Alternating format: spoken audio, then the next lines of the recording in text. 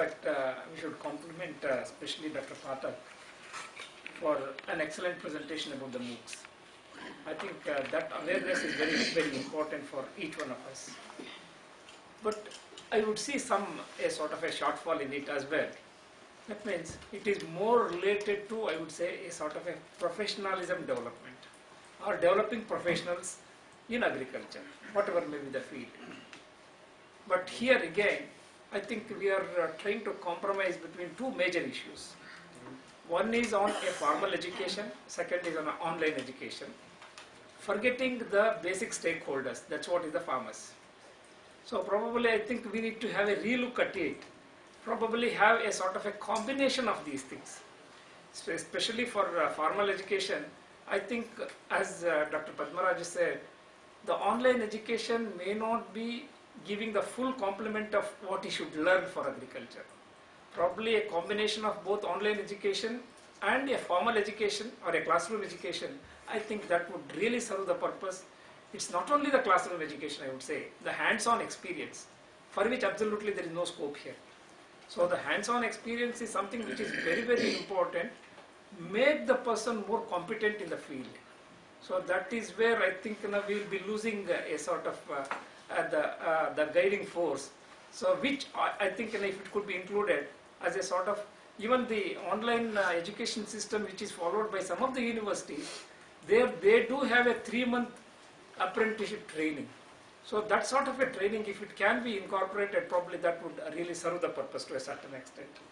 And in addition to this, today what we need, especially for a country like India, is not creating a sort of a professionals by making them learn something. Maybe the youth of India, they need more of skill development programs. I think that is something which we should concentrate. So it could be for each crop, there could be some sort of a small program which can be taught to the farmers or the farm youth who are supposed to guide the whole country in terms of food production.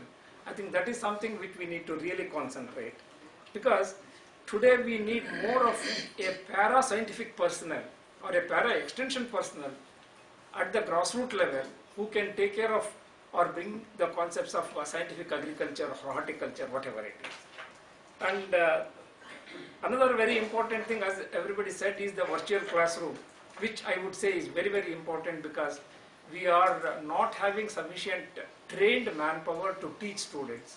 And even what we have, maybe the quality of these teachers have to be properly improved.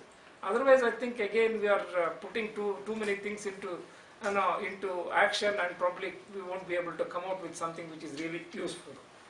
And then of course another very important area where we need to be very, very conscious is the farmers' experiences have to be documented, and that has to become a part of the course content.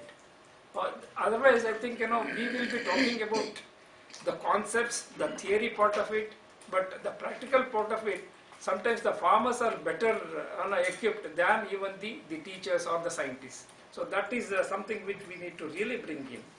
And this is the era where, of course, mechanization is becoming imperative for our day-to-day agriculture. Could be many issues there, but all the same, I think this is something which is very, very important. Right from mechanizing, even the cultivation aspects to sensor-based agriculture, probably I think these are the issues which the whole program can really look at it. And of course, I take the credit of at least formulating the e-horticulture course for the country. I think my colleague is here, Dr. Hemla Naik, who has done it for the ICAR. And probably this, in addition to, as I told you already, the formal education or the classroom education or the hands-on experience probably would serve better in the years to come, rather than speaking only about the e-learning processes. And in fact, again, we are a new university, just started about 1.5 years back. I want to bring in these concepts, especially for social sciences. That is one thing which is very, very important.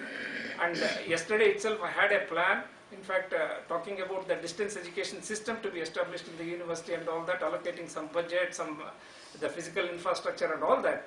But this should really, especially people like Dr.